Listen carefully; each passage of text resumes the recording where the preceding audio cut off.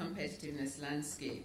Really, this JAMPRO's work in this area is actually one of the lesser well-known aspects of JAMPRO's work.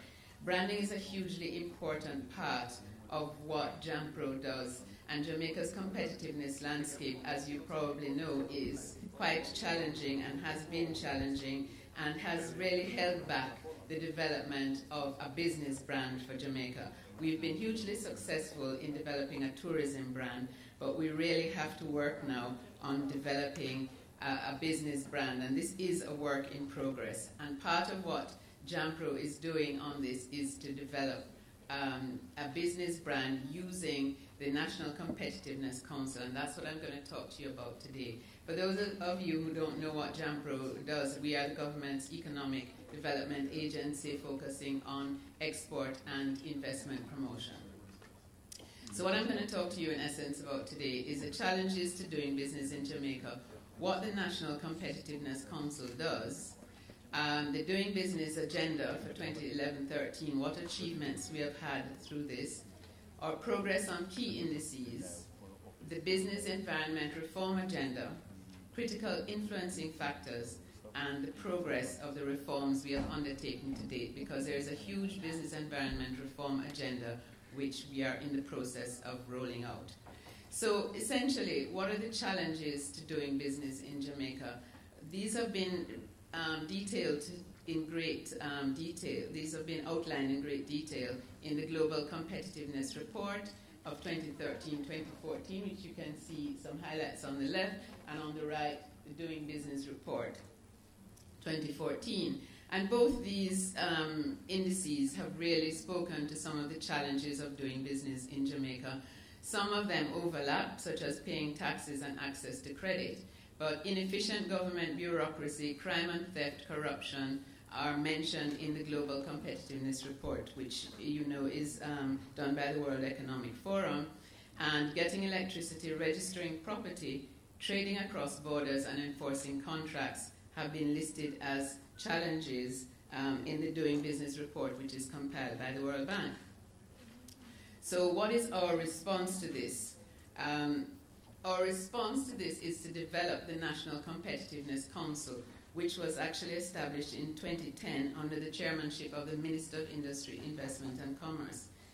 And the whole point of this was to target directly some of those inhibitors to doing business in Jamaica and to really simplify and make more competitive the business environment in Jamaica. So we started this, as I said, in 2010. We started the work. And throughout this period, which we're showing here on the arrow, there have been a series of ongoing reforms, and work has continued on a number of fronts. Now, this is quite detailed and quite involved, so I really can't go into all the different reforms that have gone on, but just to give you a highlight of some of them, what we've done is to focus on the specific, the 10 broad areas of doing business information that are outlined in the Doing Business Report. And looking at the reforms there, some of the earliest wins we had were expansion of the tax administration's e-filing facility. So now you can file your tax returns online, both for GCT, which is and SCT, so special consumption tax and general consumption tax. So and then the other great reform that we've come through with in December last year was a secure transaction framework. One of the challenges to doing business in Jamaica is raising finance and access to credit, particularly for small and medium-sized enterprises. So the secure transaction framework offers the ability for small and medium-sized firms to use personal property now to leverage as financing, as a basis for financing. And this is a huge transformation in the whole financing landscape.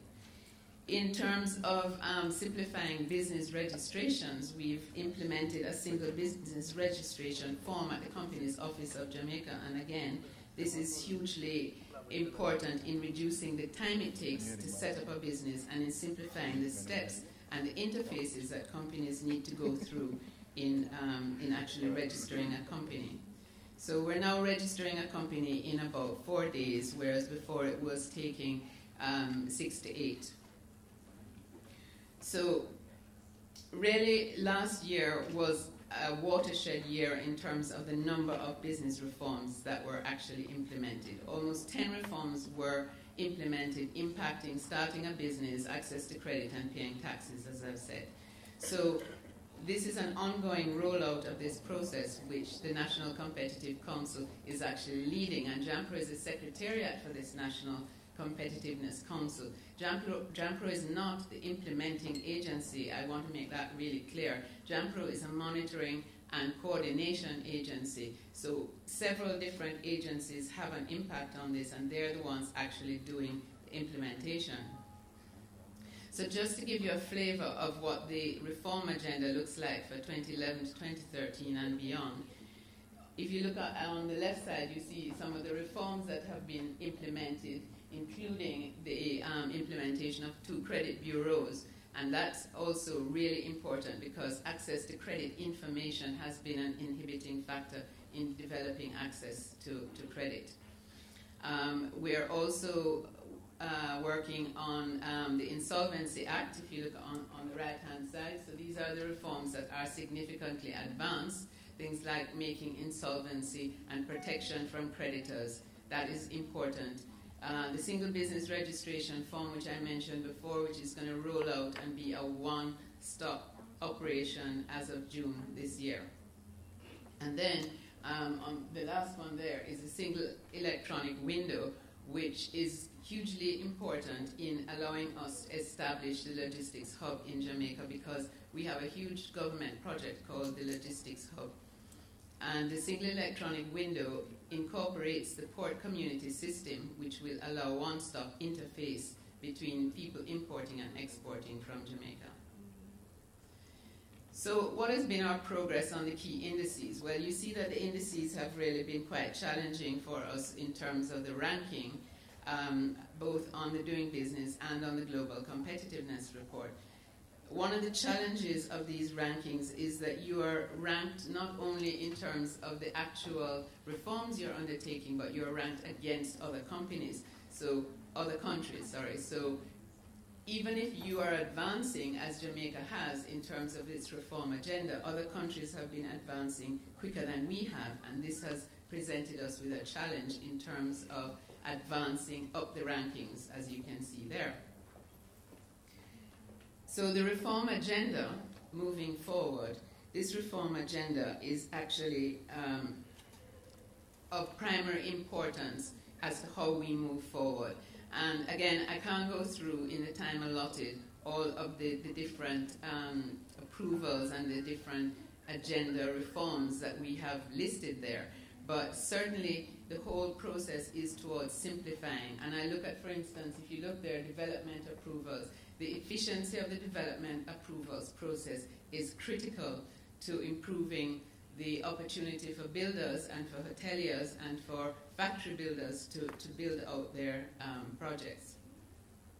One of the things we have targeted is the full implementation of the Amanda system, which is a database software system which we are rolling out through the parish councils who are involved in the process of delivering construction approvals. So this is really sounding like a very dry subject, but what we're aiming at is a transformation of the Jamaican business landscape. So that at the end of this year and rolling into, let's say by the end of 2015, you will have a totally transformed business landscape in which the private sector will find it easier to start businesses, to operate businesses, to secure approvals for business, to actually implement their businesses. They will find it easier to access credit, to register property, to pay taxes. All of this is part of that reform agenda, and there are deadlines and timelines that JAMPRO is holding different agencies accountable for. Yeah, so in terms of the driving forces behind this, there is what is called the National Growth Agenda, which is really underpinning everything that the government is doing to achieve growth in the country. And that National Growth Agenda involves a high number of initiatives which the government has committed to, which are simplifying trade across borders, but also promoting growth in the country. And JAMPRO is a big part of that national growth agenda.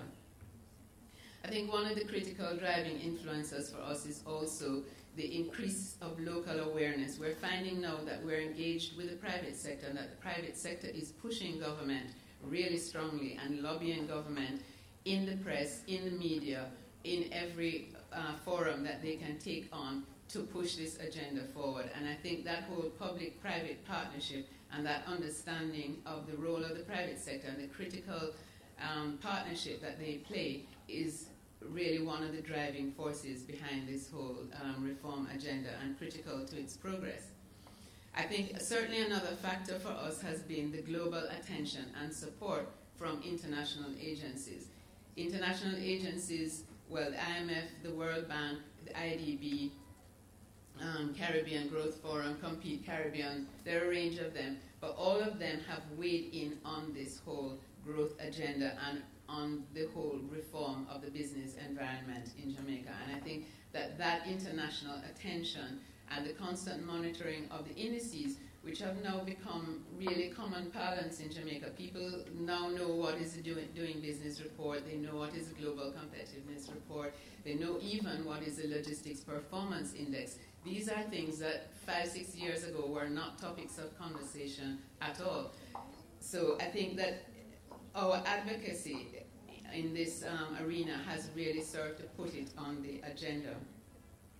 So in terms of communicating the progress of these reforms, what we are doing to brand the whole business landscape is to communicate the progress of these reforms and, as I said, to raise a level of awareness, to launch a really strong education campaign, which is really not just business community, but the wider Jamaican public, because we want everybody in the country to be talking about business and about the reform agenda, pushing government, because that's always a good thing for the private sector, to push government to accelerate the pace of reform and to maximize the communications channels that we're using. So we're going to be doing more use of social media. We have a revamped JAMPRO website, which I encourage you all to look at, and we're going to be doing a virtual community around that website, which is going to engender more and more conversation. So really, that's the essence of what I wanted to say. I've skimmed over lots of bits, so if anyone wants more information on that, please feel free to ask. Thanks a lot for your attention at this late hour.